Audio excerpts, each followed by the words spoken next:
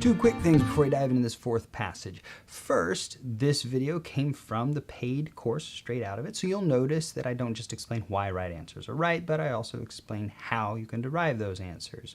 A little taste of what the course looks like. Second, you may notice that I make sort of passing mention of big ideas, and I only barely talk about them because these are things I went into detail in another part of the course, in the theory video set. So with that in mind, let's dive right in.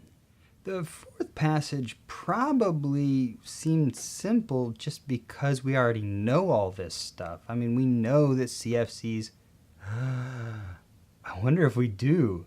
Did I just age myself horribly, irreparably? In the 80s, it was a big deal. I mean, this research started in the early 70s, but by the mid-80s, everybody knew that CFCs were putting a hole in the ozone layer and that this was causing skin cancer.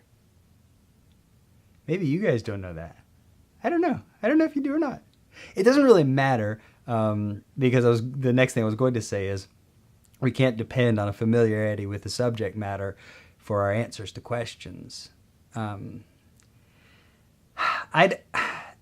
this is probably my least favorite passage. You know, I mean, if it's just illuminative, there's no real thesis. I just wanted you guys to know about this pioneering work by Nobel Prize winning duo Mario Molina and F. Sherwood Rowland. F. Sherwood, of course, playing the Robin role to Mario's Batman.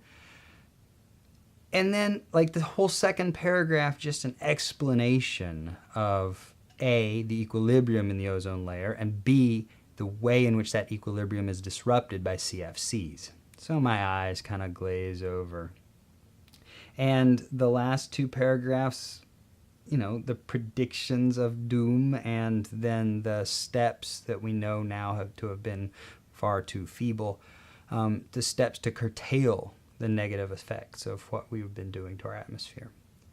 So there's just not a lot of there. But only 5 questions, and as we might have expected from a passage that doesn't make any kind of argument and just lays out some facts, kind of like that third passage. It's got a lot of factual type questions. But, again, we have the opportunity for putting points on the board rather efficiently by adopting that long, big picture view. Like this. 23. What question is answered by the passage? Well, this is, you know, just the most horrible, open-ended fetch question ever conceived.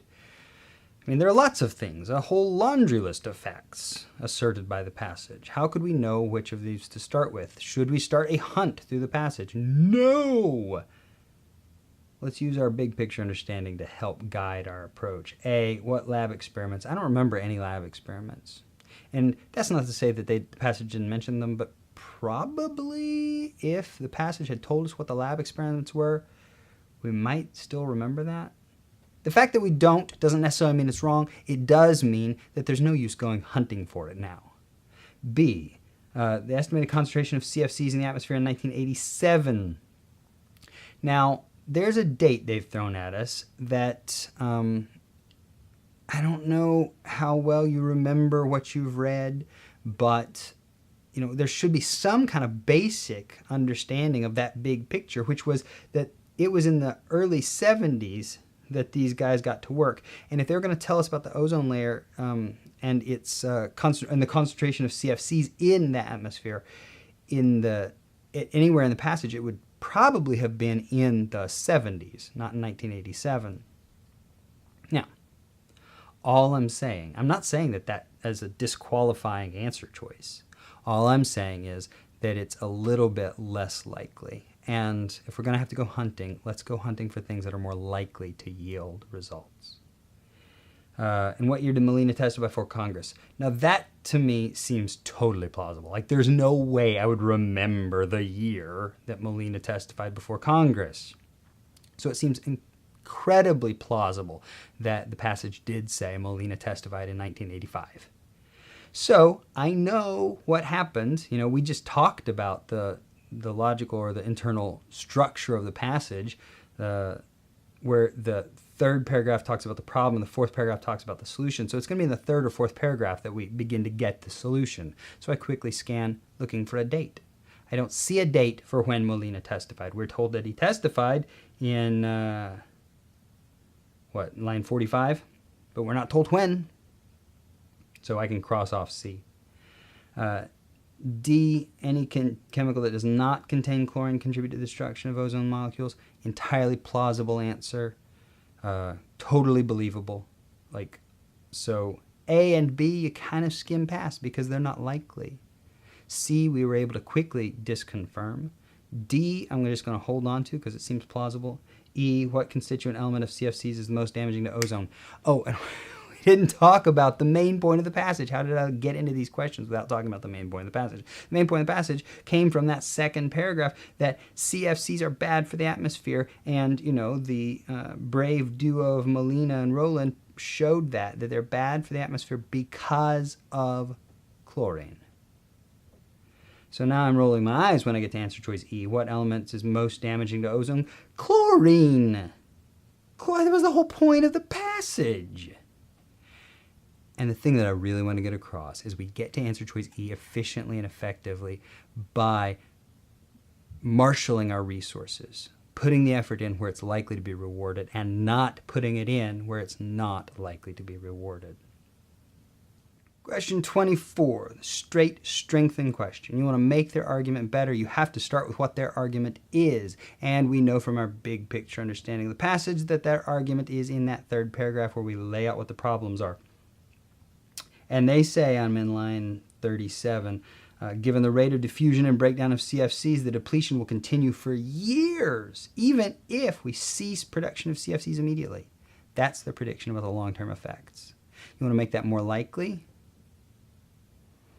Tell me that it in fact occurs. Tell me some way in which we get a continued breakdown of the atmosphere even after we've stopped using CFCs.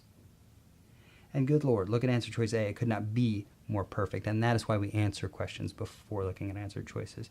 Because at that point, you just kind of barely skim the others just to make sure that they're all wrong when you've got such a golden, beautiful answer as A.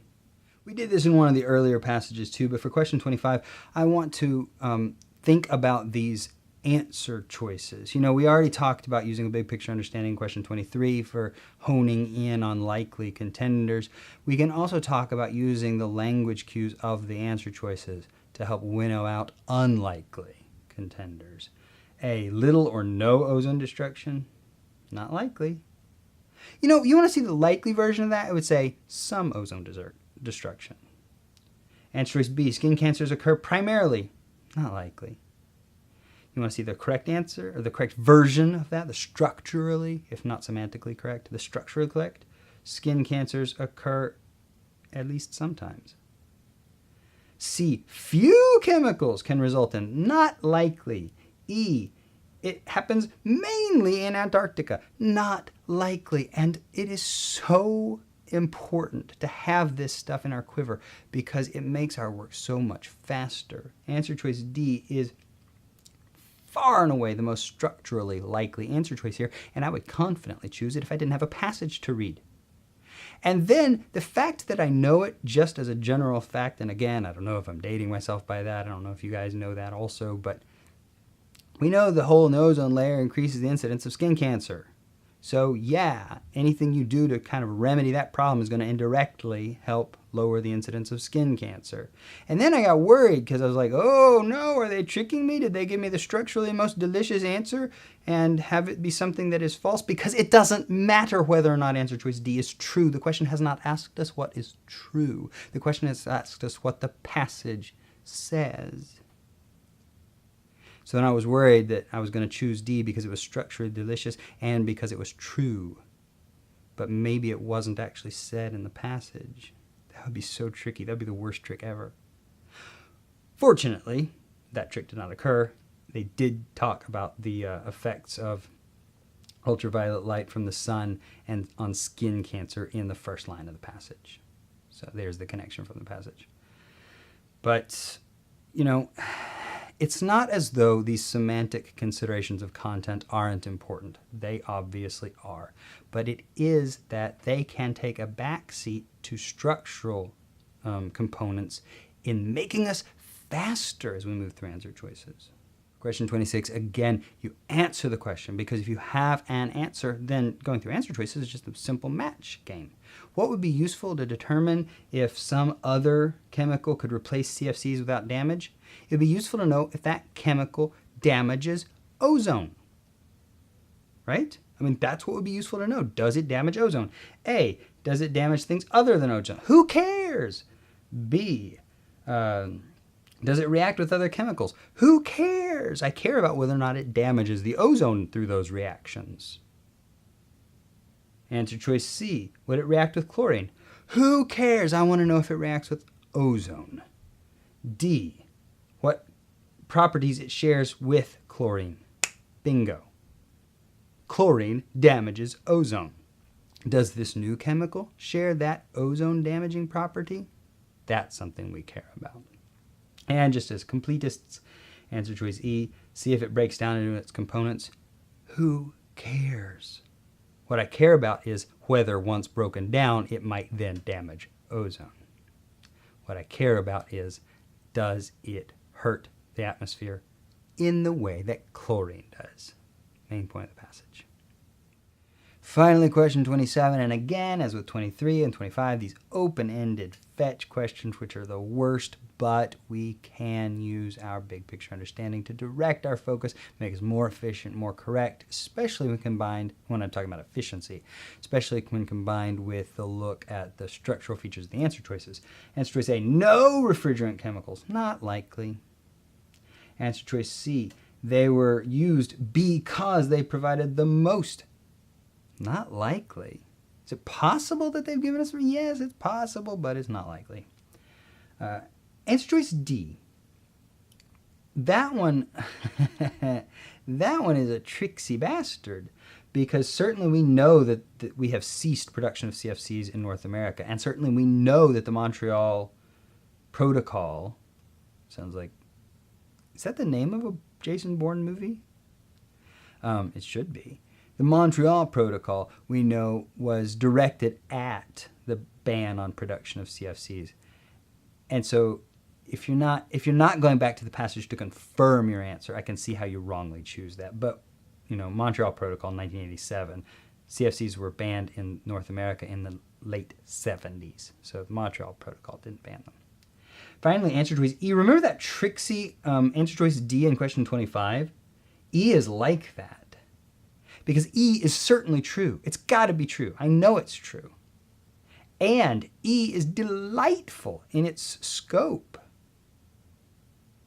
And the only thing that made this one less tricky for me than answer choice D in 25, or not that D was tricky, D was correct.